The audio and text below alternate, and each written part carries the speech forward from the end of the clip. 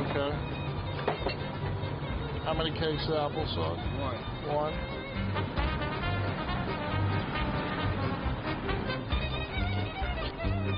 Perfect. Nice short ribs.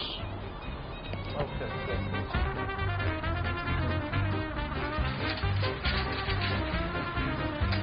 All right, so listen, what do we got here? Where's the fine noodles? Hey, come on, mueve tu culo. What is it, 5:30? Come on.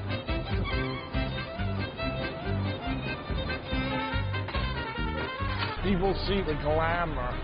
This is not glamorous business. It's how we make a living and put food on our table. That's great. I know what I'm eating for lunch.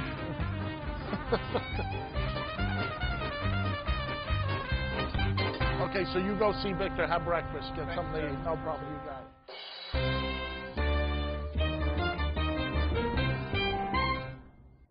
it. What makes a good deli? Pastrami. Very lovely chicken fat. Soups. The pickles, the peppers, the sauerkraut flanken, the coleslaw, the potato salad. The bursting flavor of that incredible juiciness of that hot dog. Boy, it was sexual. The smell has to hit you the second you open the door, preferably half a block away. Depends on the guy who runs it. That's the whole key. If they greet you and there's a personality there, it means a lot. Now listen, make sure everything is nice and clean and sweet, okay? Made potato pancakes. My boss is crazy. He put this on, he's only here 2 weeks. Tom, which means flavor. Your meats have to be fantastic. Be careful on the slicing machine. Don't give a customer half your finger. Your rye bread has to be fantastic. Your mustard has to be fantastic. But a great jelly sandwich is simplicity at its finest form, which is the hardest thing to achieve. Make sure that it's the same quality every time they come in. You have to stay with the times. At the same time, you can't lose your core menu. This is our Kishka, okay? Giving a product that you can't get anyplace else. Deli should be crowded. An empty deli is a sad day. This is going to table number 6. Okay? A deli is hands-on. Number 6. It can't be run like Burger King or McDonald's. This is pancake and noodle kugels, okay? All right, get out of my window. Come on. Delicatessen is nuance. If something is off, how do you fix it? To recognize it. Hey, who's cutting the sturgeon? Don't put so much pressure on the knife. A little less pressure, so it's got bigger slices. I don't like that. The rules are simple. Buy good food, prepare it well, but above all, be a mensch. All right, how we doing, guys? Doing great. Do we have enough food to watch the game? Did you have a good yunta? It was wonderful. Good, I'm glad. How about you? Oh, I had a wonderful yunta. It's always nice to go to shul and relax a little bit. Yeah. I first knew I was going into the delicatessen business when my grandfather saw me in a booth at 8 years old, and he said, "Listen, you're old enough. It's time to make a living," and threw an apron at me. And I listened to him. It was my grandfather. You don't talk back to him. He grabbed the apron, I put it on, and I went in the back, and I was helping him core out cabbage. One cupboard. Clean up that plate. Clean up that plate. That's messy. I'm third generation in the delicatessen business. My grandfather had the first delicatessen restaurant on Broadway called the Rialto Delicatessen Restaurant. And he opened that up in the height of the Depression. And they were told by Walter Winchell, in fact, he wrote it in the column, he said that it was either going to be a fantastic success or one of the worst sideshows Broadway ever saw. Ziggy was so close to his grandfather.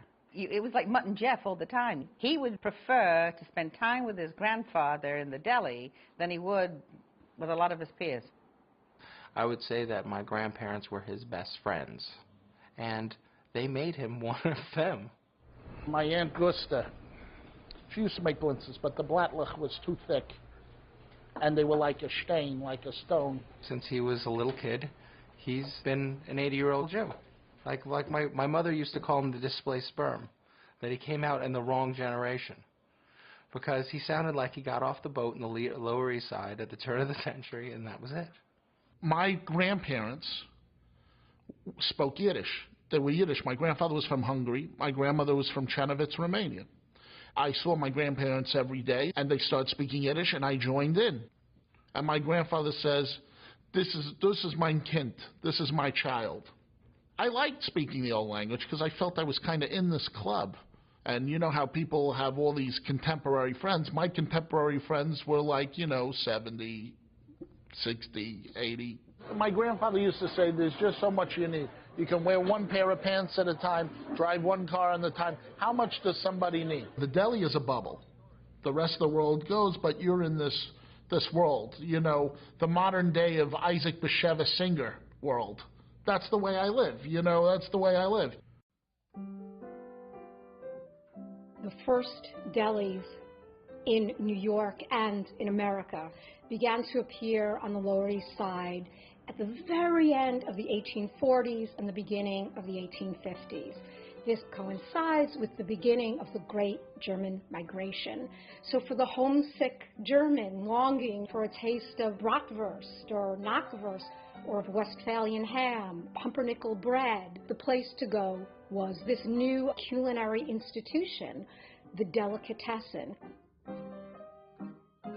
The first Jewish delis were German Jewish delis.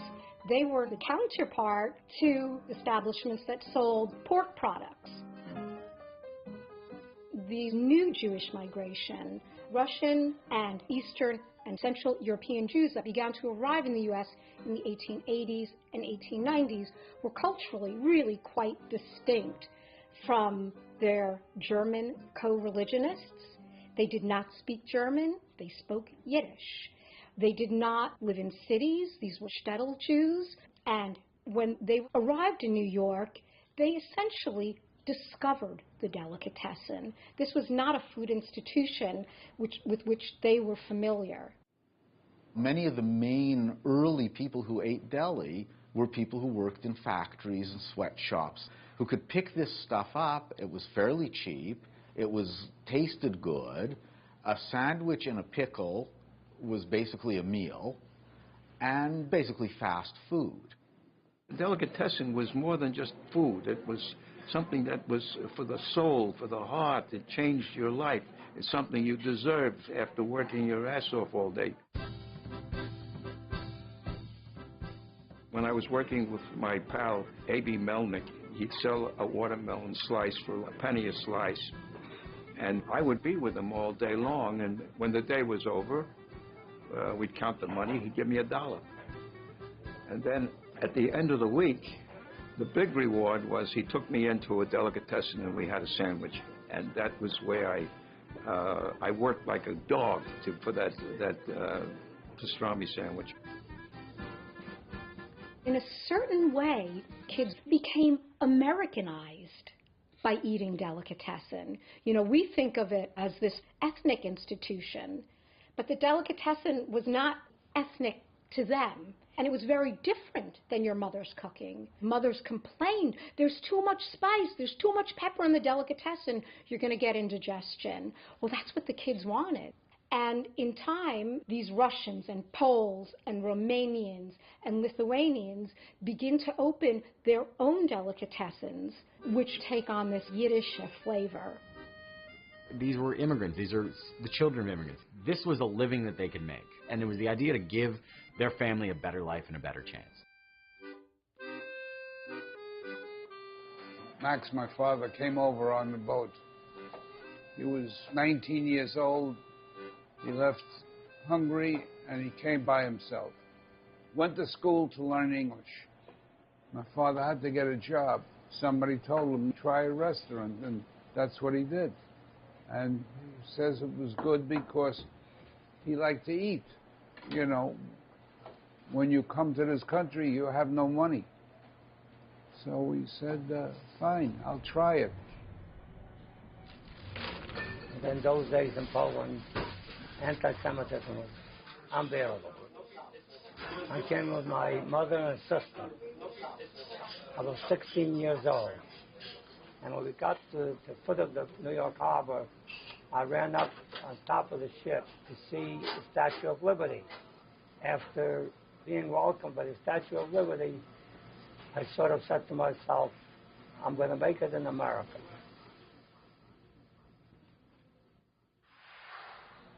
Grandpa, Al, he was 5 when he moved from Russia and came to Toronto. He was amazing. I mean, he was so humble and such a hard worker and so grateful. Al met Nate Reimer at a famous deli called Boesky's in Detroit and got the crazy idea to come out to California and try to open up their own deli. And in 1945, opened up Nate and Al's. Everybody was saying, you know, Meshuggah, what are you crazy? Hollywood's over there. What's Beverly Hills? I remember my grandmother explaining why Beverly Hills, you know, because it wasn't commercial, it was residential. You know, he saw it as a place where he could be successful, had a better opportunity to be grassroots and service the community. My grandparents were from Russia and Poland. They first came over, the kids were young, they got the deli, which was canned goods and most of that stuff, and you would live in the back, and a little stove and stuff, and that's how the family did. And when they got a little bit better and they made a little bit more money, they would move. I mean, my father tells me a story that Hebrew National would help get leases for places and give lots of credit to buy the product. So my father looked in here and he said, wow, this one speaks to me. There was a delicatessen on every single corner in New York City. And, you know, Mom would be in the back and Pop would be behind the counter, and everyone was better than the next. People would have an attachment to deli. Like they would say, oh, my delicatessen on my block is better than your delicatessen on your block, you know. Everyone had that pride of their delicatessen store. There was no question of what Ziggy wanted to do. He was only waiting to graduate high school and then go to Culinary Institute of America in Hyde Park. When I was 15 years old, my grandfather passed away, and I took it very, very badly. And my mom said, look, I'm going to take you to England. My mother is English. To meet some of your cousins. You've never met them before. So, to get your mind off of what's going on with your grandfather. I had taken him to England for a vacation. And on our way to Chester, which is a very big city, my father said, David, now that's one of the best culinary colleges. It's a cordon bleu college, he said, that you could ever go in. And Ziggy said, stop the car. I met the guy over there, the headmaster. It happened to be the summertime, so he was there. And I said, look, I'd like to be in your culinary school. He says, well, do you have any A-levels or O-levels? That's the equivalent of a high school diploma. I said, no, I don't. Ziggy took over. He gave himself his own interview. And when we walked out, he said, I'm going in there in the fall. So I turned around to him and I said, listen, do you have a discretionary fund over here, you know, for stuff like that? He says, yeah. I said, well, we could make a nice donation to the discretionary fund. He knew what he wanted, and he excelled. Ziggy has his own head, and you can't tell him anything. He knows what he wants to do. Except for one thing, that Gene didn't particularly want him to go into the deli business. He wanted him to go into fine dining, and so when he graduated, because he was the #1, he got accepted into the Le Gavroche, which is the Roux Brothers. That was the only 3-star Michelin place at that time. So I was on track to being a fancy guy that my father dreamed of. I mean, I cooked for the Queen of England on more than one occasion, but there was something missing for me. And I went back to New York, and they had the Deli Man's Association dinner. I looked around the room, and I saw all these 80-year-old guys, 70-year-old guys. There was no young people in this room. And I turned around to my dad and I said, who is going to perpetuate this food? It was like a light bulb that went in my head, and I said to myself, you know, this is my calling. Someone's got to take this and take it and continue it. And then I turned around to my uncle and my dad, and I said, I am not going to go back to England. I am going to go back into business with you, and we're going to take this thing to another level.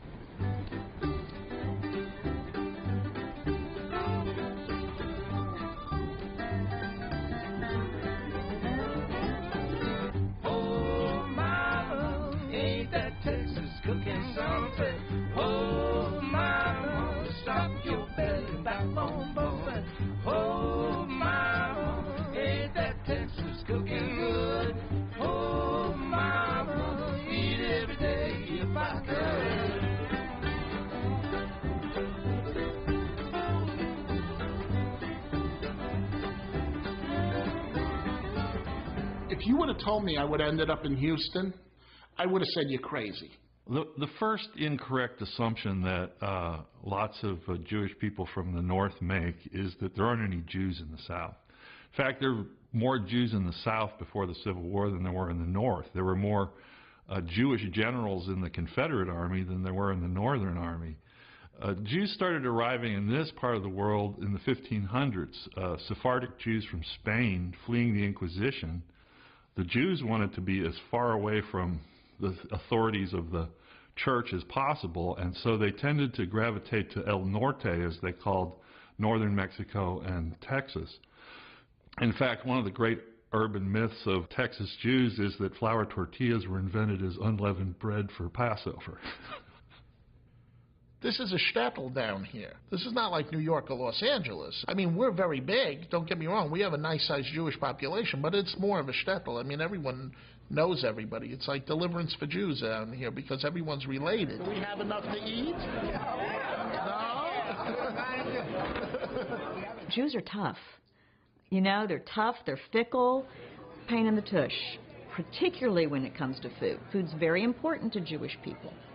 Before Ziggy, there were a few delicatessens, and everybody get all excited about them, and we'd rush to them, and, you know, within months. I will be glad to do it for you after Yom Tov, no problem. And then Kenny and Ziggy's arrived on the scene, and wow, this was different. There was a lot of buzz.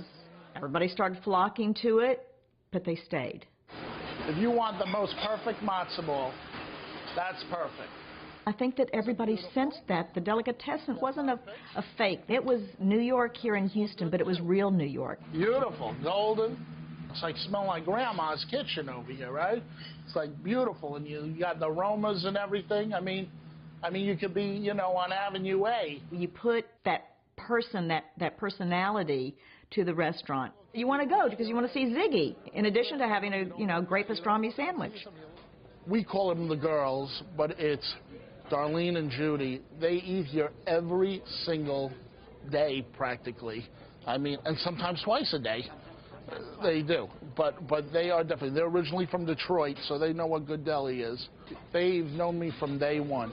And let me tell you, they've seen me go through more relationships than you shake a stick at. Oh, my God, how long do we have? I mean, do you know how many people have tried to fix him up? I've tried to fix him up. I want you to look at this and make sure that you agree with me on the portion. In the art of love and business, I think Ziggy compromises better with business than he does with love. Well, thank you for your opinion. I said, you know, I know you want a Jewish girl. You know, she's got to look like this. There is no perfect person like that. And I said, I've even said to him, I said, look at you, Ziggy. You're no Brad Pitt. I said, but you're lovable.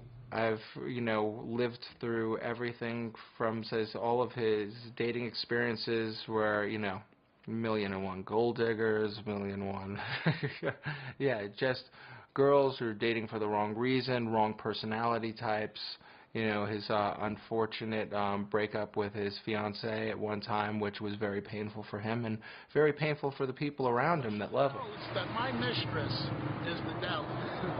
Even worse is when you have to listen to it for the next year and a half. That makes it more painful for me.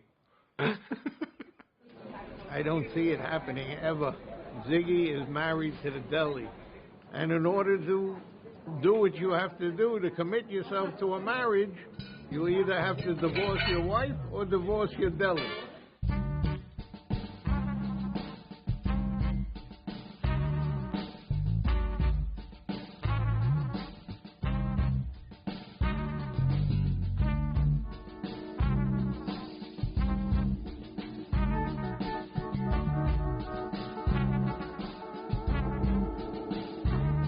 It is a tough business. It's not a respectable, comfortable, middle-class profession. It's you know, a daily battle, and you know, it's a great way to lose a lot of money if you want to sort of open one and invest in one. So you know, only kind of the Meshuggahs go into it.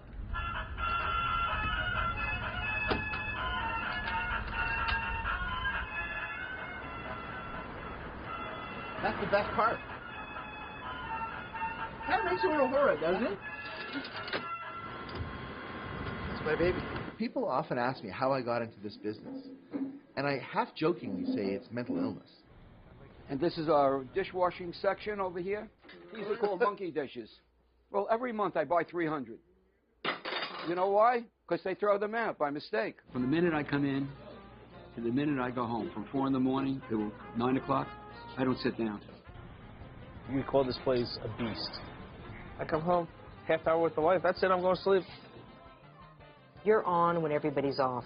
When everybody's out having a good time, they're having it at your place, you're working. My father checked in there. He went to the Minion at 7 o'clock in the morning, and then at 7:45, he opened up that deli. There's so many things you have to do to get it started. You got to get the huge corned beefs into the steamer, bring the beer from downstairs and bring it up to the fridge, pickle the corned beefs, potato salad. He'd wash up like a surgeon, peel the potatoes, you'd chop it up with your hand, and then he went into that vat with his mayonnaise and My father was always working hard. He used to work nights. He used to work weekends. He'd work, you know, early in the morning. I would never see him in the morning. I knocked on the front door, and my son answered, and he yells out to my wife, "Mommy, Mommy, there's a strange man at the front door." I never took my daughter the first day of school. I didn't see her the first day of school, ever. Our family used to come in and have their Friday night dinners here. And what our children resented is that everybody walked by and wanted to know what they were eating. Where's Jose? Is he at the cantina? Your health, they can make you or break you. You don't have the old-timer that used to work in a deli for 40 years. All the countermen back then, they're wearing a tie, they're wearing the white thing, they're all like, you know, they were immigrants, and they took a pride in what they did. I had a little kid working for me, and I tried to break him in as a manager. I never had managers. I was always there 24/7. I left him alone one day. This is 5 years, working with me 7 days a week. I find him drunk laying under the counter. That was the end of him. That was the end of managers. That was the end of that. You're dealing with items that you have to prepare, and the customer is very finicky and very particular. If I go to a deli and I have a corned beef sandwich and I don't like the way it tastes, I will never go back to that deli again. Ever, not ever, not ever. If they clean up my house and beg me, I will not go to that deli. Why anybody would want to go in this business, I have no idea. Deli is 99% meat, and it's really going up and up in price. I look at the numbers from the deli and I cry. For real, you know, our staff comes, they say, "Why are you in such a bad mood?" Like, you know, I was looking at the books again today. Our food costs are huge, and the net profits, I won't even tell you what I think they are. If you were an investor, you would not be looking here. I don't know if it's worth it anymore. Only an idiot like me still hangs in there. Okay, boys, I'll see you later. I've been stressed out for the holidays, like I usually get, and I'm going over to see Mary, who happens to be a doctor of Chinese medicine. She is going to give me some needles to reduce my stress and some of my little aches and pains. Just when you think, you know what, you're not a youngster, it's all over with, you're not going to get that opportunity, I go and I meet Mary. Mary grew up as a Catholic, but she loved Jewish culture. And I met her in synagogue while I was doing this catering job because she was, you know, going to services on Fridays and Saturdays to see what Judaism was all about and to see if this is something she would like to do on her own, like convert on her own. And we became friends. Yeah. We don't have the challah. There's no challahs. No. Holy shit. You know what? Holy shit. I didn't I'm so tied away with this. I didn't call all the challahs in. Oh my God. No. Shit. I'm going to call now, okay? All right, bye. I'm fixing to go get poked. All right. Man, no Milky Ways. Milky Ways? No, but there's Three Musketeers. No, I'm not a Three Musketeer type of guy. And then you can do like a couple in the, like here and whatever, and then you can massage my feet at the same time. You're taking this one to the bank, aren't you? We're getting the full Now enchilada. Can you tell I'm stressed today? Maybe you're always stressed. I take vacations. What are you talking You do about? not. No, there's always an excuse. Oh, we're going on a vacation. We're going to New York. Yeah, and so you can go visit bagel places and delis. Well, it's a busman's holiday. What do you want?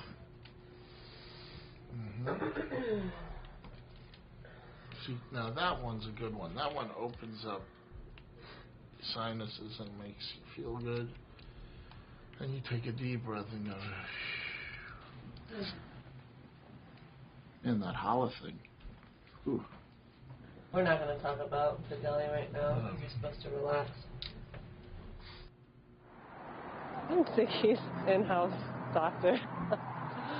Yeah, if his back is hurting, I'm over. I'm working on his back. If his stomach's hurting, I'm working on his stomach. He has so much stress, and it's good that I'm helping him exercise and take care of his health and rest, and it's a process. Is it tender? Anything tender? What's wrong? Oh my God. Why'd you do that? Yeah. 1773. Okay, 1773. Bueno. Okay, one. Gracias. Supposed to say de nada. Gefielte Fisch,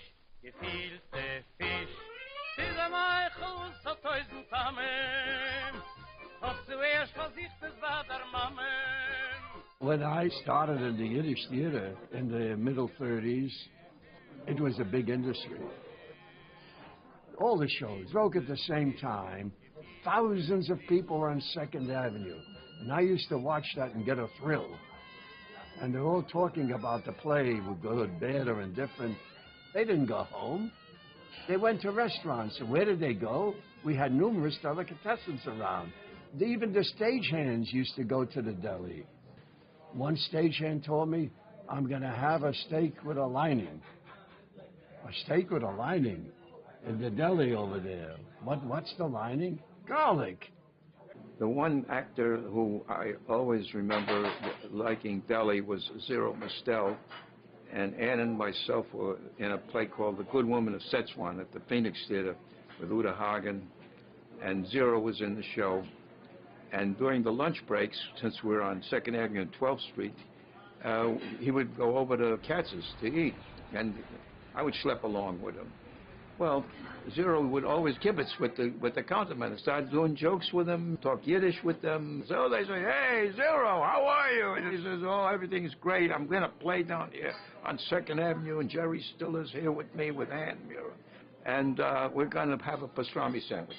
The sandwich ended up, you know, at least like a half a foot big, and because the guy was catering to Zero Mostel. Jerry, give Jerry a sandwich. He gave me a sandwich. He gave me 3 slices. What can I tell you? New York is the cultural, spiritual homeland of Jewish deli, and the deli grew from an immigrant ethnic food to a trend that was really in the mainstream in the 30s and 40s, when Jews were starting to be accepted and not just viewed as kind of that immigrant outsider. They were integrating themselves into the city, into business, into entertainment, and they introduced those signature tastes to the rest of the country.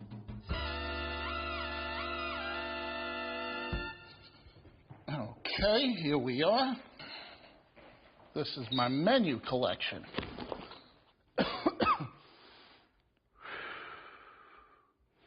I'm out of shape.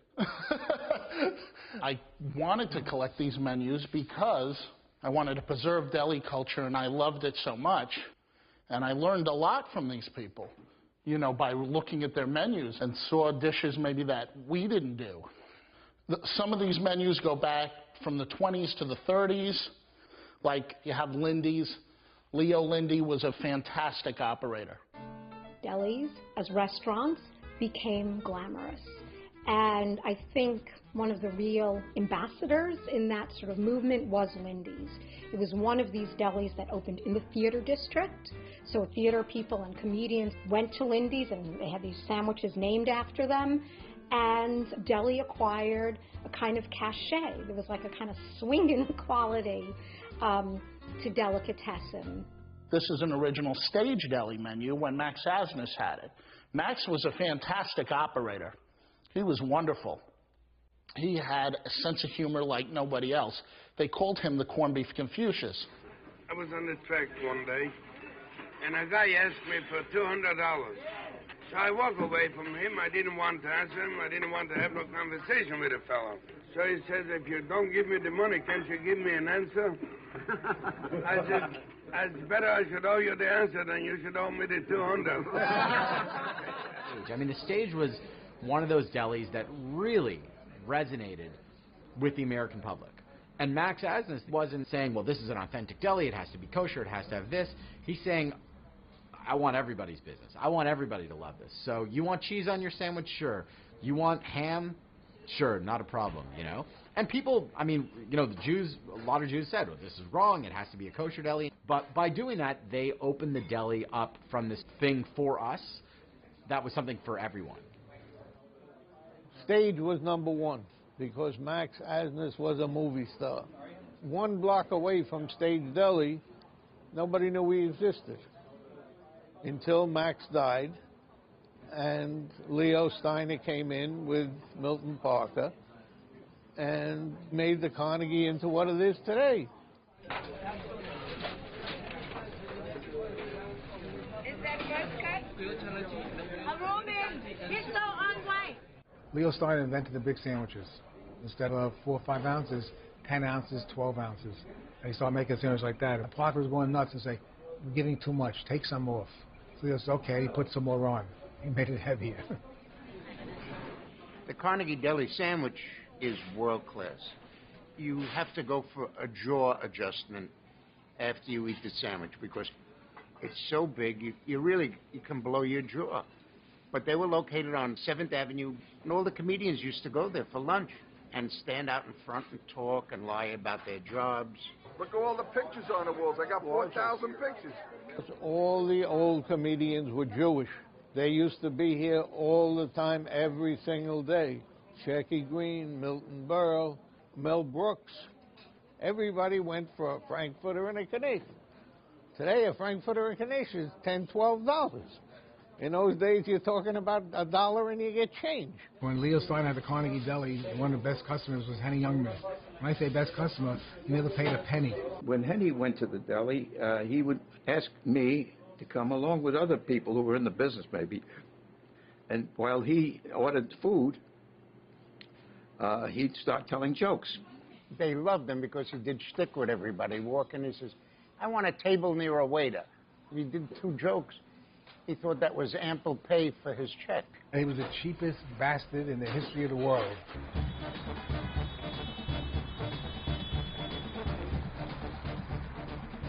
The deli is New York because it's New York. They cannot compare with what we have in New York. It's like George Burns said, once you go to Newark, you're on the road. Tony knows how to speak Yiddish.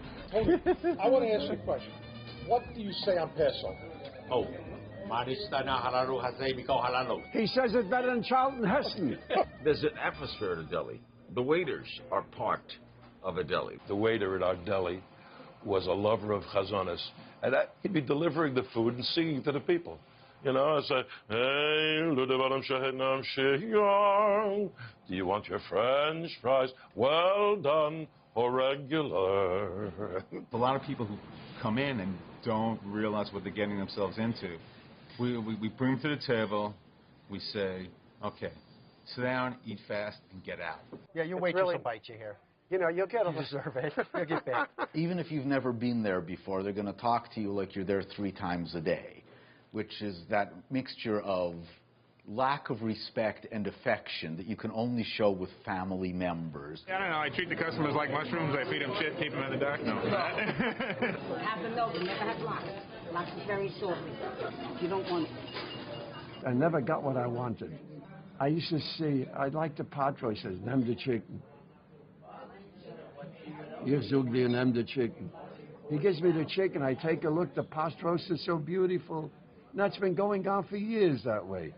And I always sat at his table like an idiot. I was a masochist. I think you have to really understand what a customer likes. Sure, do you guys want to do any potato pancakes or anything? But we want noodles in our matzo ball. Sure, it comes with all that. Some chicken noodle soup with a dumpling. You have to say to the customer, what do you like? Do you like lean? Do you like juicy? And you don't want to make a deli customer not happy. Trust me on that one. A deli customer is the worst goddamn restaurant customer you can ever have. You know, the old-time grandmother, she says, the matzo ball soup is too salty.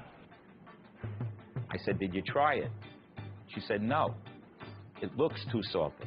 I want the whitefish, but I only want it between the 6th and 7th vertebrae, you know, but I don't want to pay for the whole thing. And what? $6.75 a pound? Add this, take this out, do this, make it dry. I want put the center onions, cut this, I you want know, juicy but so, lean, I want it what? schmaltzy. I want my corned beef over the counter, but I want it quarter pound I don't want that shredded. piece. The good stuff's in the back. The soup and coffee has to be burning hot. The air conditioning has to be freezing. And you have to give away half the store for free. Honey, I've been eating corned beef since before you were born. And your kitchen is not doing it the right way. Right. And then she went off in her walker. Who hung out in delicatessens is the same bums that hung out in the Schwitz, in the steam bath, which is bookies and Jewish criminals and Jewish aspiring criminals who tended to be synagogue presidents. That kind of person. Lou never couldn't really speak. He could make one sound, and it sounded like this: a bah, a bah, a bah. And Lou would walk in. He was a little guy, sort of a dandy, dressed up. He had a pinky ring, tough, looked tough, like built solid. And he'd look at my father and go, a bah. So my father says, okay, corned beef on rye, Lou. Okay, got that. He'd go, a bah. Oh, heavy on the mustard. All right. He says, a bah. He says, all right. Coke. He says, a bah. To go.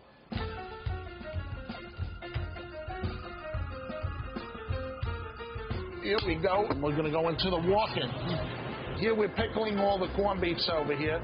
Takes us about 45 days to make that. We also got some chicken soup on here. That'll take hours of soup because we want to extract all the goodness out of the vegetables. He's grinding the chopped liver right now. We're putting eggs, we're going to put onions, and we're going to add schmaltz to it. We're doing about 2 or 3 batches a day. Matzah and cholent are about the only Jewish foods that may stand a chance of being indigenously Jewish. Virtually every other dish that you can identify as Jewish has developed out of foods that are being eaten and prepared by the people amongst whom the Jews were living. They might have changed it and refined it in a way that becomes recognizably Jewish. So we're making kreplach, seasoned ground beef with garlic, onions, and spices, in a noodle dough, which we make nice and thin. A lot of time in a lot of delicatessen stores, they make it too thick, so all you're tasting is the dough. Schmaltz is ultimately what determines Jewish food. Schmaltz means fat. In Yiddish usage, unless you qualify it, it's always assumed to refer to poultry fat. It's the WD-40 of the kosher kitchen. It does everything. It's also the KY of the kosher marriage. So chicken, of course, rules, but that was partly because it was available and affordable and easier to steal than a cow's. You know, this is an important fact that one kid can run off with a chicken. You'd need at least 3 kids to steal a heifer. One of the things about Jewish food, it's not one of the subtler foods in the world. Onions, garlic, and maybe a little salt, you don't have to worry about, you know, does it have a tarragon top note? Pastrami and corned beef, stuff like this, wasn't very widespread. If you weren't from Romania, chances are that you didn't know what pastrami was. But the Jewish and kosher restaurants in a place like the Lower East Side in New York were disproportionately run by Romanians. They began to serve this stuff, and lo and behold, you suddenly had Jewish food that had some taste to it. Nice pastrami sandwich. Ziggy, sandwiches are great, but what I really think sets him apart is the kitchen food.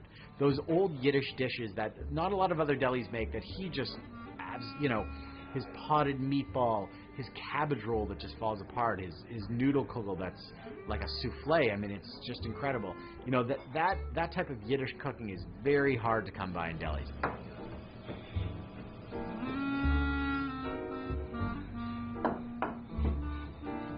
The success of Jews in North America is that they have been able to be open and embrace a culture in a way that they never really were able to in Europe.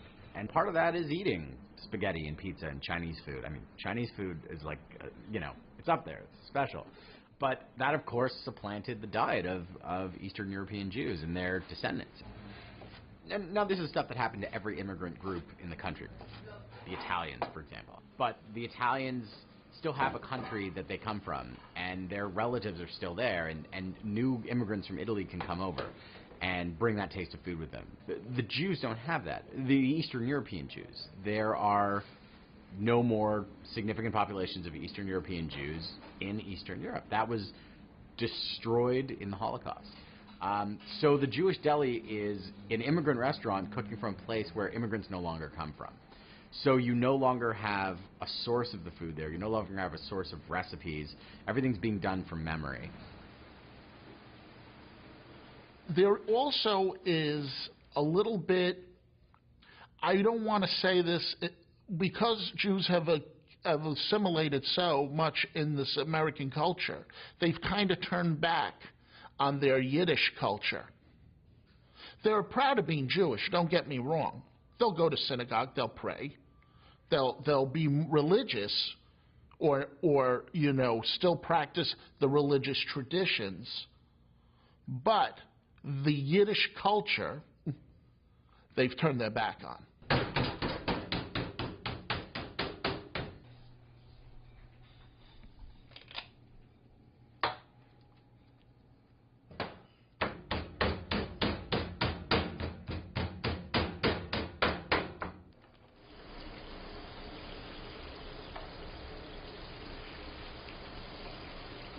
Maybe we can get them all in.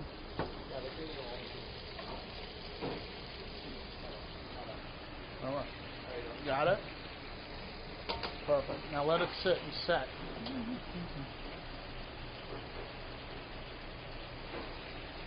Smell it, folks. Smell the love. Wouldn't it be great if you could smell it? And hopefully they can smell it with their eyes. When I cook with all my love and my passion into the food. Fire it up. Good. When I cook, I feel my ancestors around me. I do. And it makes me happy. When I smell that smell, I feel my grandfather right next to me. It's like of times past. And that's what makes me happy. And that's what drives me. What, you want me to add the whole thing? What? Hey, listen, I know about you guys in that cantina in the back there. Over there.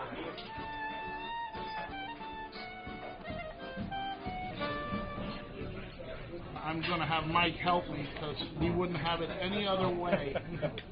All right, Mike, dig in. Come on. Be honest.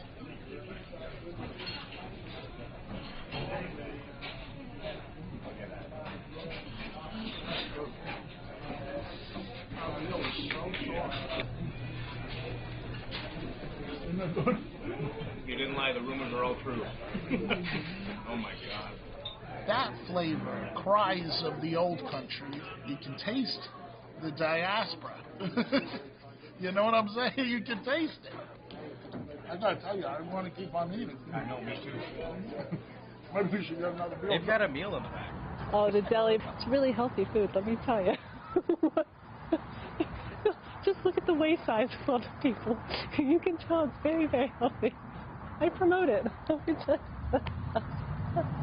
He actually has really good salad. Hello. What's going on, buddy?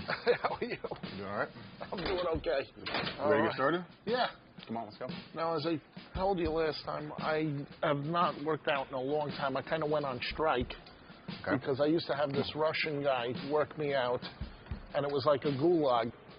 When was the last time you ate today? The last time I ate was probably about an hour ago. Okay, perfect. And what did you eat? I had a bagel. Just a bagel? I had a bagel with some meat on it. And sour cream. When was the last time you jogged? That's a good question. Okay. Let's go ahead and start and see where you're at, okay? Let me know you can't take anymore. Okay. 5, 4, 3, 2. Good. Walk.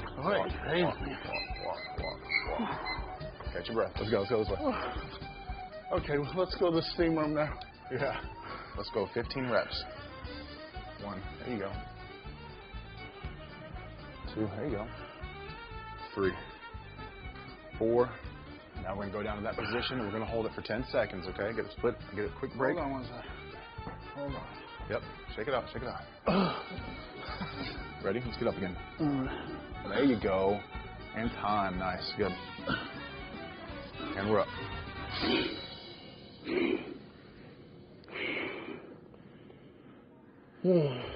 Now I'm going to stretch you out just a little bit. You better call Jeff from Jewish Funeral Services. Do you have any pastries or anything? Come around a bit. Sure. I'll take an almond croissant, please. She comes from a long line of eaters. Yes. Professionals. Does she do Frere Jacques? Frere Jacques. Frere Jacques. My brother ended up in the entertainment business. My brother is very creative, and he writes and directs movies. That's what he does. So we're going to meet with our first cousin, Ross Elliott, his father, and our father were in business for many, many years together. 55 years. It's like, you know, you'd come home, like my father for, you know, he worked hard. He said worked 6 days a week for, 45, 50 years. My father beat his body up. He's like the bionic Jew now. They've replaced everything on his body because everything from even from his slicing arm, they had to remove all the cartilage from that. You're right.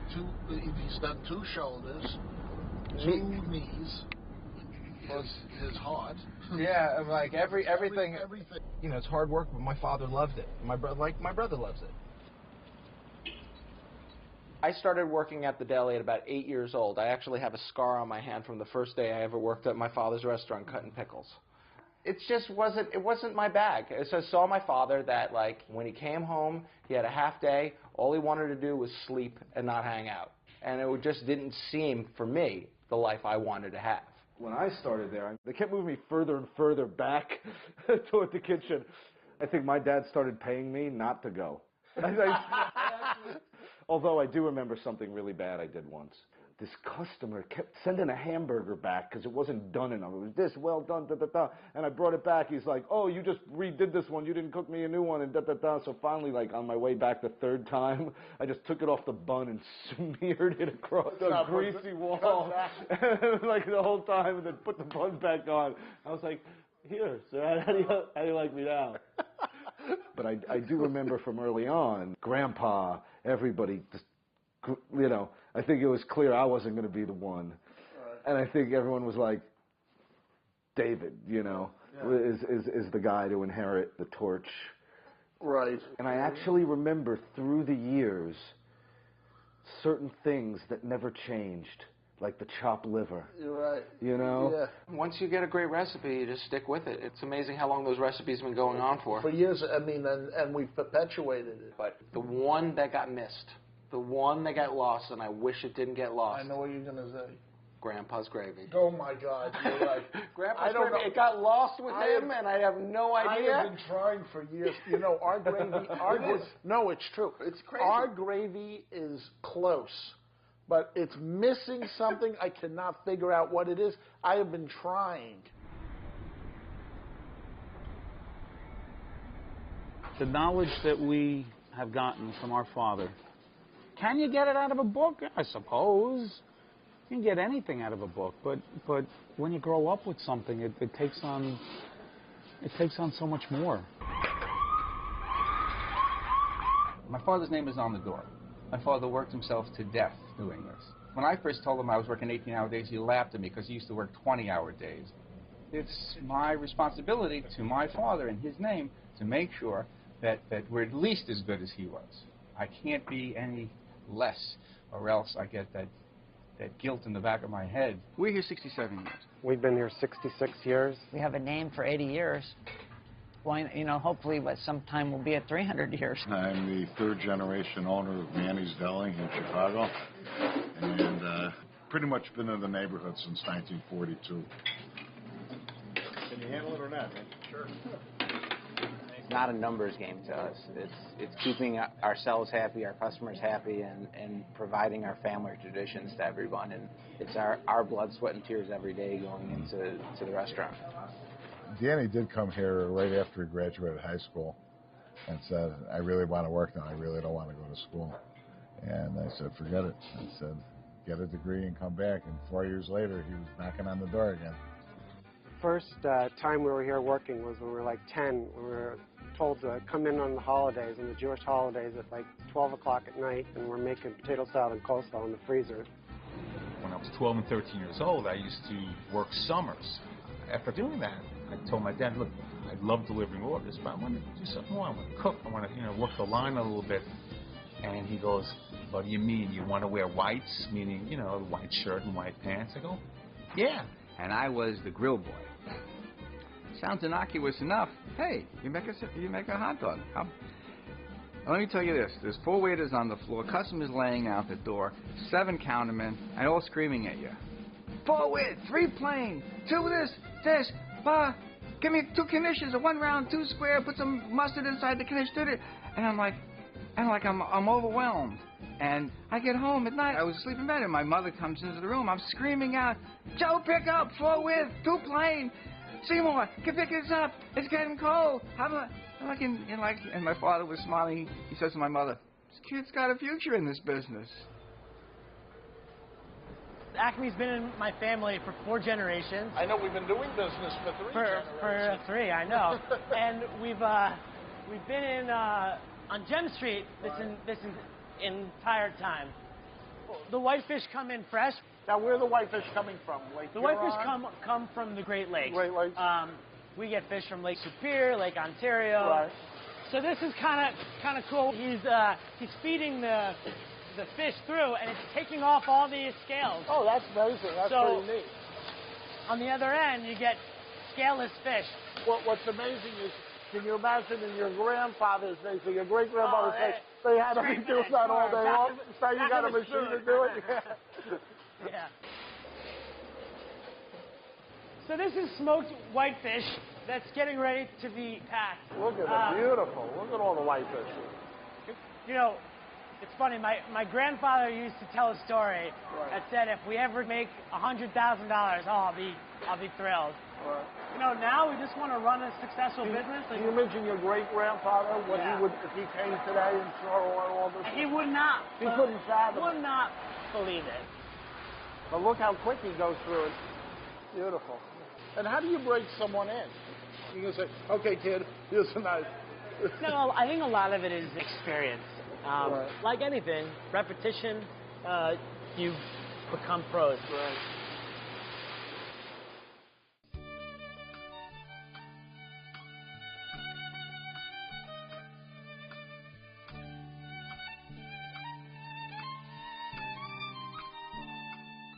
there's a skill. We cut fish European style. That is from head to tail.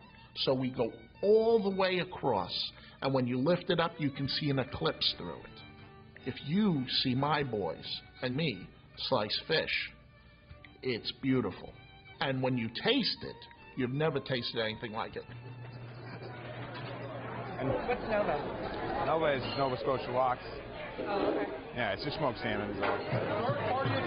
Hey, listen, I got plenty of macaroons in the back. Listen, rather than the tongs, get a slotted spoon for the matzo balls. It's better. Yeah. The tongs, they squash the hell out of it. Would you like your ball squeezed? No. I'm sure not. Everything is flying because we're getting ready for the holidays for Yom Kippur. This is Saul, but just in case, I want any women that you've knocked up, I want to make sure that they know where you are. Believe me, we can garnish his wages, ladies. It's not a problem. We got Mr. Juan Picaz, who keeps everything nice and clean. If not, I'll kill him. This is Herman. Herman's my son, but he looks like his mother. Yeah. He cuts fish, he cuts corned beef, he cuts fish garbage. Jose watches everything. He really cares. They care, and so does Jasenia. Jasenia, everybody does everything, right? Come here, sweetheart. Look how gorgeous this one, like Miss America over here. Moses came here, he didn't know any of this food, but now he cooks it as good as anyone on the face of the earth, or maybe even better. Everybody that works for me is part of my family. I am everything to these people, and these people are everything to me. So it's a two-way street. My people make my business, and there's nothing I wouldn't do for them. ¿Cuántos each caja? ¿Cuánto cuesta cada caja? That's how they call. Okay. ¿Cuánto cuesta cada caja, señor? $12. $12? $12. And what is No, this? bro. His heart is like huge, big heart. That's good guy.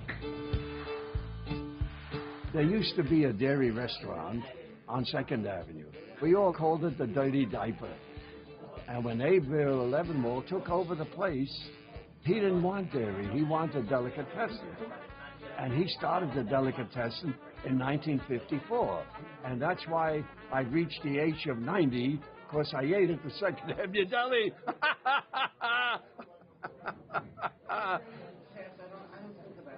Abe was an amazing man. He was born in Kazakhstan, which is a satellite of Russia. In 1939, Stalin came into his town. His father owned the biggest lumber yard in town and told his father, "You're a capitalist," sent him to Siberia. And in retrospect, the only reason they survived Hitler was because the father was sent to Siberia and they were on a displaced person camp. So he basically came to America with $1 and a dream. And he never forgot his roots. First of all, he had great recipes from Eastern Europe. We used to make a thing called lungen stew, which was the heart and the kidneys and everything. And we'd have limousines from people who were the Holocaust survivors and people who came over first generation. That was their food. That was their food growing up. And where could you find it? So you found it at the 2nd Avenue Deli. It's a link to the past. They called Abe the mayor of 2nd Avenue. His offer that you couldn't refuse was a bowl of soup, a chopped liver sandwich. He would ask, "Are you okay? Is everything all right?" If the person didn't have money for food, he would give them something to eat. His only proviso, if he gave you something, was that you didn't tell anybody. And after Abe was shot, people came in with their memories of a bar mitzvah that they paid for, a wedding, got him through a tough time, gave him a sandwich, took him aside, fed him. He wanted to save the world one sandwich at a time. I think you're going to hear a lot of people say he was a surrogate father. And one of the most caring and generous people. Liebwald was gunned down on the streets of Manhattan around 9:30 Monday morning, outside the bank where he had gone to make a deposit. Friends who knew Liebwald for decades say they cannot believe he is gone.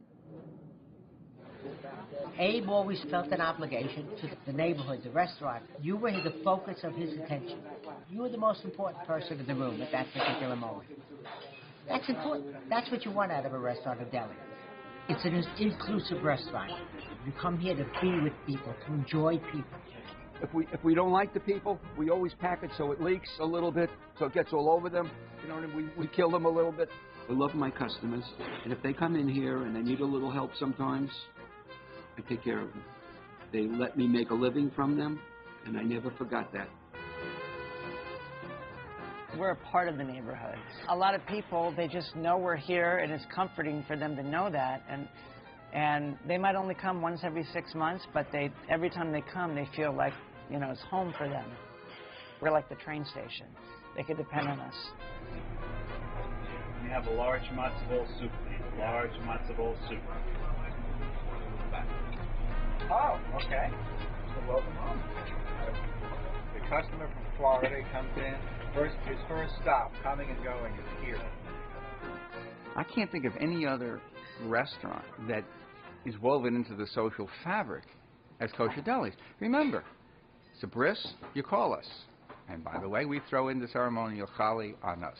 It's a mitzvah. Bar mitzvahs, we do the bar mitzvahs. Full catering or stuff at home, and we do shiva work too. So, you know, we're part of that life cycle. Yeah, Barry. Yeah, we're working on the case. Our people come to us for these things. That's part of being in that social fabric. Congressman Ackerman, it's a farewell party. He's been a congressman in the community for 30 years, and he's just retired. So we're doing the retirement party at Queens College this Sunday. Hey, President Obama on the phone. President Obama on the phone. I'm not taking his call. We had a waitress. Her name was Selma. She was so tall and so wide. And there was this father and son. Father was a widower, and the son was a bachelor. And they would come in to eat in the deli. If you told me 7 days a week, I wouldn't be surprised. They sit down at the counter, and she says, okay, today you're going to have some soup and a steak. You haven't had a steak in a long time, but you're not getting any French fries and no dessert. Look at this, you're putting on weight. And I realized what was her magic charm. She treated the people as if she was the mother, and you come home to the house to eat, and you eat exactly what the mother serves. You don't argue with her. So when people came to the deli, they were coming home to eat, and the type of foods that we serve are foods that you eat at home. The Hamish chicken soup. You have kasher varnishkes and egg balls, stuffed cabbage. You have goulash, chicken fricassee, all the Hamish and macholim. That's what you have. That's what you have, and now you got me so hungry I could eat the table. So? Purpose dish. In 1931, a city of New York did a survey of kosher eating establishments. In the 5 boroughs of New York, not even including Long Island and New Jersey, there were some 1,550 kosher delicatessens, kosher. And of course, at that time, not all delis were kosher. A great number of them were kosher style, Jewish but not necessarily kosher, like Katz's, which was never kosher. And you could easily say that it's probably, you know, another 1,500 or 2,000 or 3,000. We don't really know. But certainly at that point, the high watermark of deli, in the New York City area alone, there were thousands of Jewish delis. Thousands of them.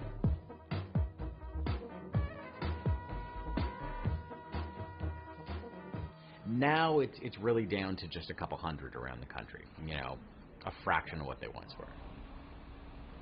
How many delicatessens were originally here, do you think? You know, in the neighborhood? Yeah. Well, I could speak for the early 50s. Right. And there were about a dozen, just all within walking distance, including really small ones that were like, you know, 25-seat places. Right. I mean, he's talking just like a couple square block radius now. This block had 3.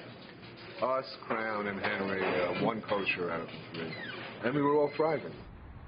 This place, 30 years ago, was rocking. It was a mob. At 4 o'clock, there was a line out the door. And who were my best customers here? Jews. They were my best customers. Not religious Jews. Jews. They ate kosher food 5 days a week. On Saturday and Sunday, they ate Chinese food. That was a Jew, my mother. Those same people, they either died or moved to Florida. What's behind the decline is kind of complicated. The first factor is demographics. And that changed. As people got more wealthy, as people moved up, as they had the opportunity, they moved to the suburbs, and the suburbs started opening up in the 40s and 50s. And so you went from 3 delis in one block to a giant deli in a shopping plaza in Long Island, which could seat 200 people. Neighborhood delis, the money that was there years ago, you can't duplicate it today. There's too many things against you. Between city agencies, city ordinances, unions, utilities. I charge $15 for a corned beef sandwich, right? And people look at me like I'm crazy, right? But the same person goes out at night and goes to a local bar around here, restaurant, orders a $18 martini, right? And they don't bat an eye, right? And they're telling me, what, you don't give coleslaw away anymore? It's like, oh, come on, I got rent to pay. To my knowledge right now, there are 5 major delis left in New York, and 4 of them own their real estate. Katz's, Carnegie, 2nd Avenue Deli, and Sarge's, so they control their own destiny. The landmark Stage Deli takes its final curtain call. The famed Manhattan restaurant is now closed. The only warning some customers had was a sign on the door which reads, "Thanks for 75 years." One worker at the restaurant tells us the owners were having financial problems and fighting with the landlord. Those we spoke with say it's sad their favorite spot has served its last meals.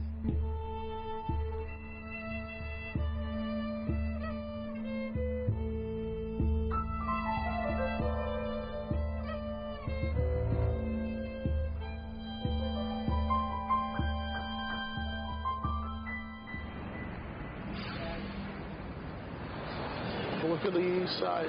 It's totally different now. They got all these hipster joints, like this Craig place. Yeah. Dad, you remember the shul? The first Romanian-American congregation. I don't know, from a shul to retail. I guess it's just a totally different world.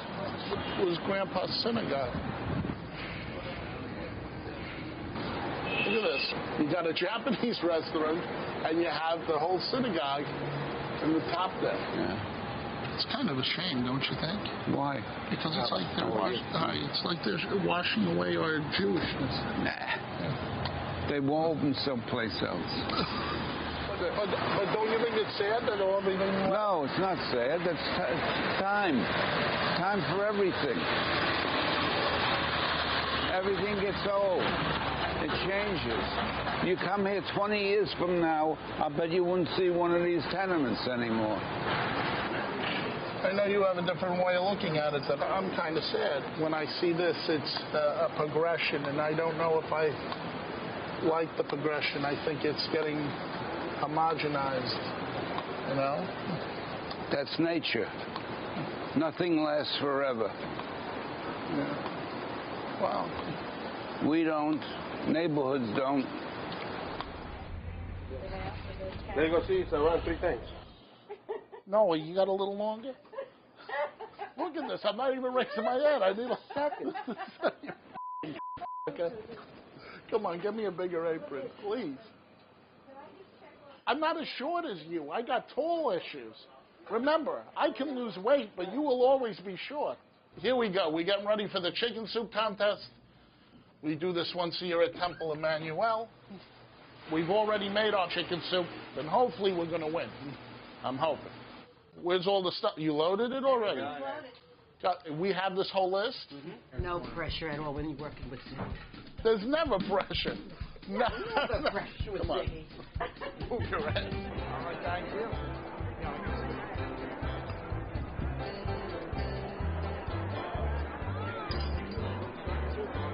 We've been waiting for an hour for Kenny and Ziggy. It's the best. Stars at night. Yeah, take them on. Don't be bashful, folks. Don't be bashful. Come on, eat up. I know where I am. Come on. Let's eat some pastrami. Deep in the heart of Texas.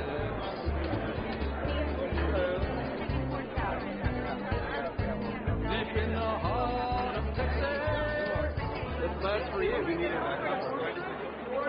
Which one? Okay. Hi. I would like a regular and a little chopped bitter. We were getting a lot of people, but Kinahara, we're at the point that everyone's coming for seconds and thirds. You want soup? Okay, give him some chicken soup. I didn't know you were cannibal. And now, the winner of the People's Choice Award, unprecedented, Kenny and Ziggy. The people have spoken. We got the People's Choice Award. Thank God for that. Plus, feeding him with a little pastrami and chopped liver didn't hurt. Right. What was very shocking in the whole event was, see, I didn't ask Mary to help us, and that really was a very lovely, nice thing for her to do. She came in, you turned around, all of a sudden she's standing next to Jeannie, she's schlepping up some chopped liver, she's handing out a rugula. That was very nice. I wasn't expecting that. You know,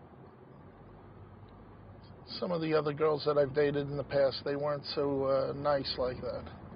They weren't so thoughtful. How many onions you want in your? You want them diced? No. We do the chopper. No, I don't need a chopper. Chopper. You don't know how to chop an onion? I don't want to chop an onion. You forget. I told him, Ziggy, when you meet the right person, you'll know it. That's it.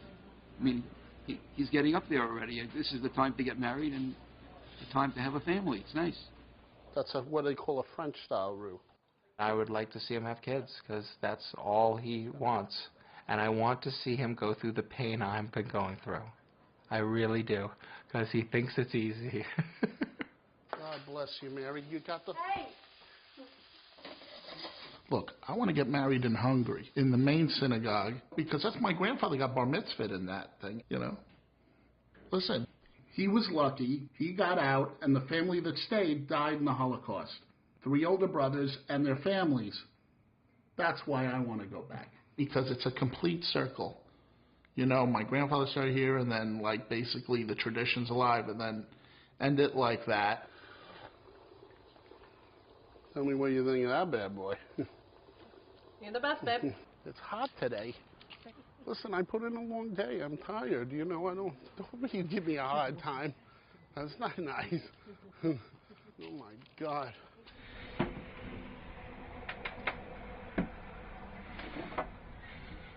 I get this phone call from a restaurant reviewer, and he says, Jay, what's new? I said, Walter, absolutely nothing.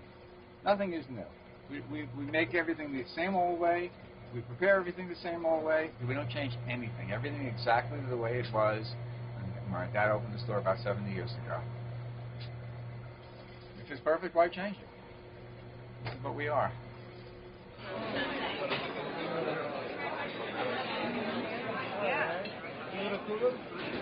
Jewish food is earthy food. A lot of people take it now to, they do this Jewish fusion stuff. Look, don't do Jewish fusion, just do straight Jewish food. When I go to everyone's ethnic restaurant, when I go to, I don't want Italian fusion. I don't want Indian fusion. I like Chinese food to be Chinese food. I don't like Chinese fusion. I want Jewish food, no Jewish fusion. Pastrami and corned beef doesn't just go on sandwiches here. We do pastrami cheese fries. Matt's preparing fried kugel, which is definitely something that Grandma never made. He's balling up noodle kugel, which we'll put in a tempura batter, deep fry it, and cover it in maple syrup.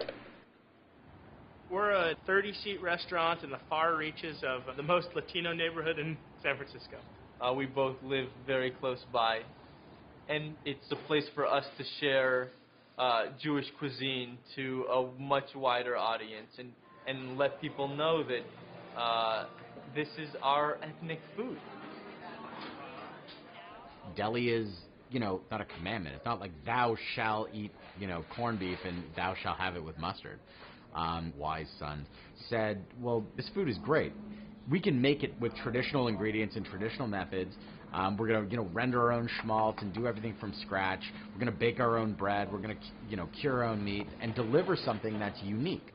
It's not the same old soup reheated, showing the possibility of what it could be without sacrificing in any way the authenticity of it.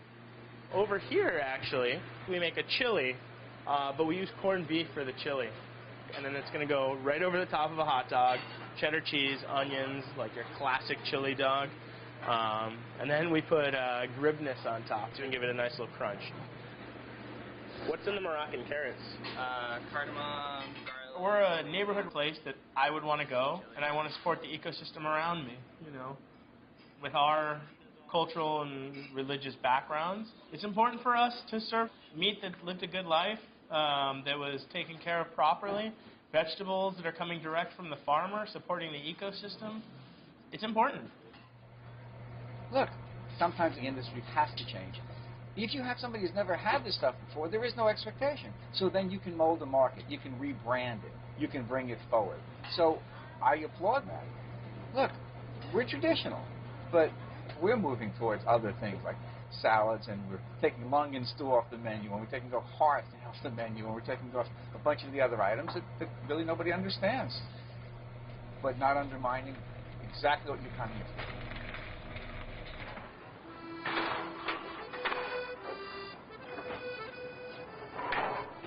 Bread was walked over this morning from our bakery, which is 2 or 3 blocks away.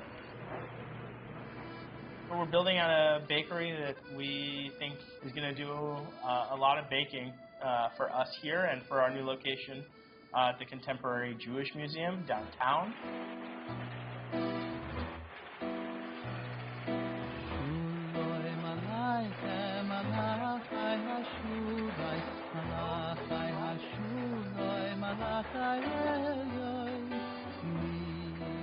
We make challah every day, but we braid it only for Shabbat. And I think the braiding is just a really beautiful act and special for special days.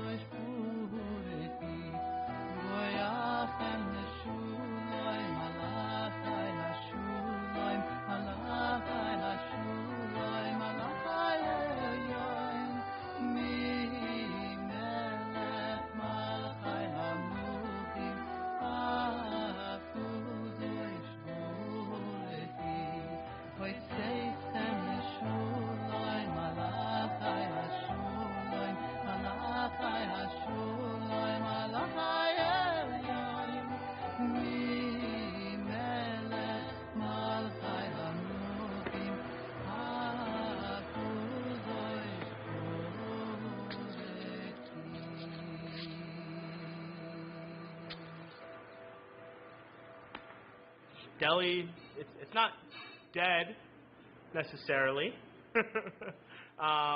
We think it was just kind of time for a refresh.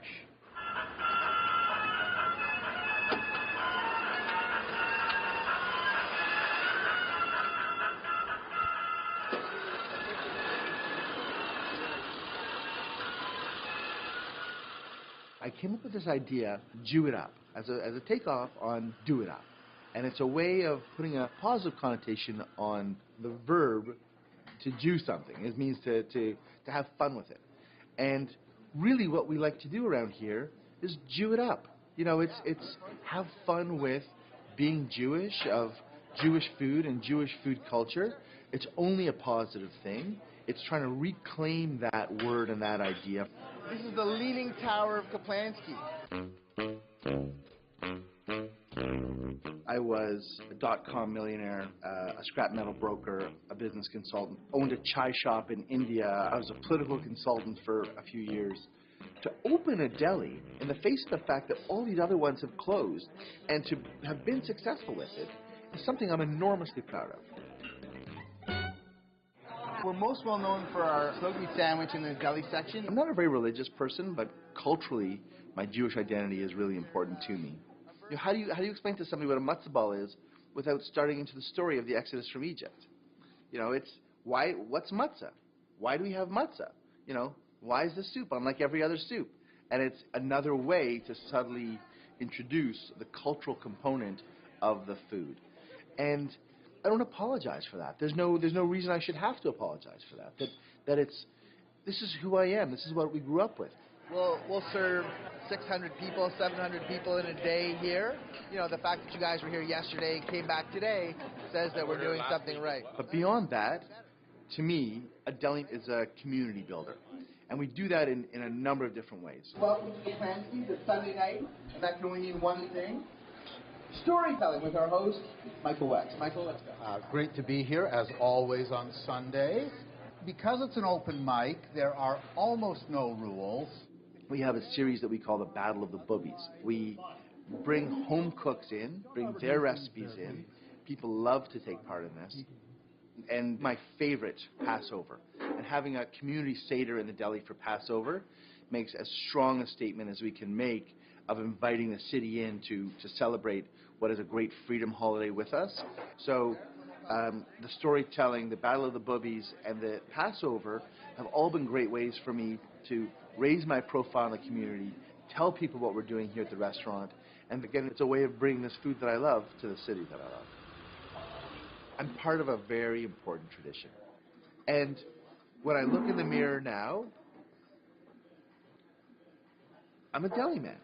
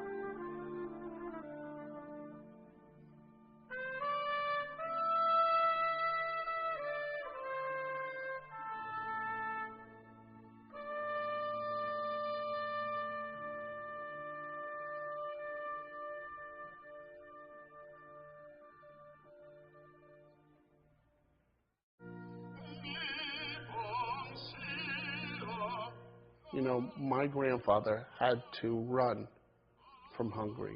We're going to walk back. And we're going to evoke the spirit of all of my past relatives in that synagogue, in that beautiful ceremony. And it's going to be magical because I'm going to be sharing my life with Mary, who I love and adore.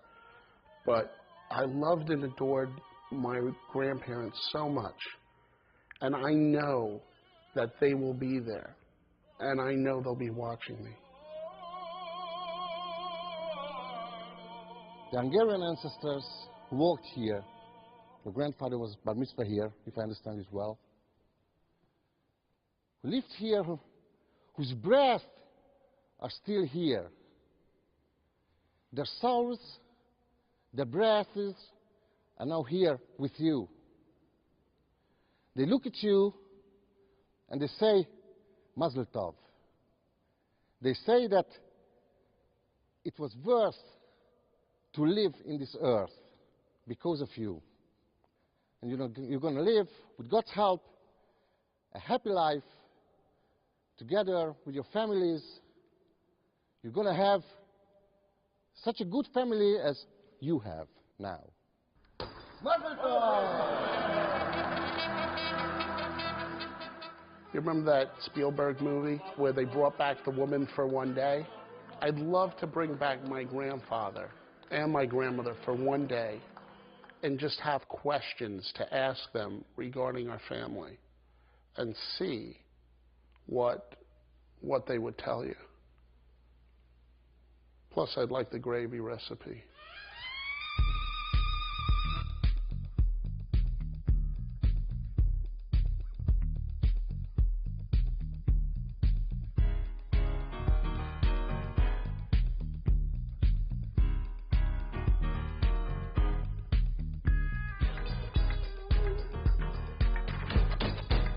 a really hard business, physically, emotionally, financially, and you can't do it unless you love it. That's why I'm here.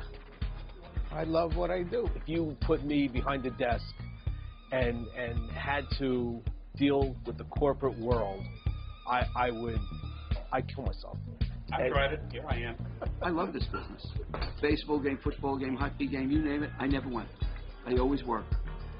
And if I had to do my life all over again, I would do it the exact same way. You have to have that love. I was the guy who says, I'm never going to get on that treadmill. Man, am I on that treadmill. I never really looked back. This is going to table 52. Ziggy Gruber bleeds Borscht. And someday, he's going to be on the cover of Time magazine. He's the best. Sweep it good. Remember, you don't wipe your ass halfway. Hey, did everyone bring their appetite? Is it a lot of hours? Yes. Does it have its high moments? Yes. Does it have its tough moments? Absolutely. But, you know, I wouldn't trade any of it. This is the life we chose. This is what we're supposed to do.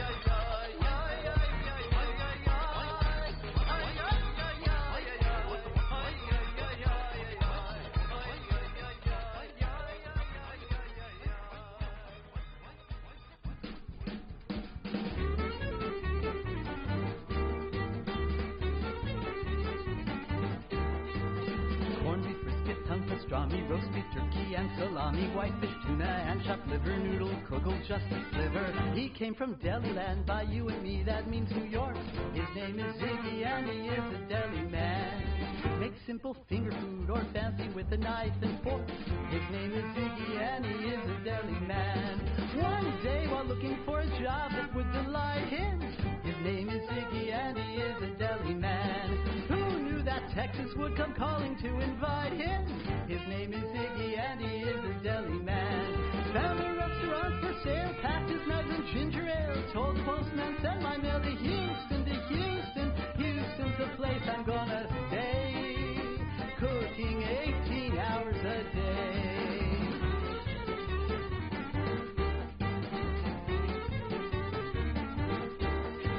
Coleslaw, macaroni, kishka, chicken soup, it's so delish. Quarter pound of lox and sable, bring some bagels for the table.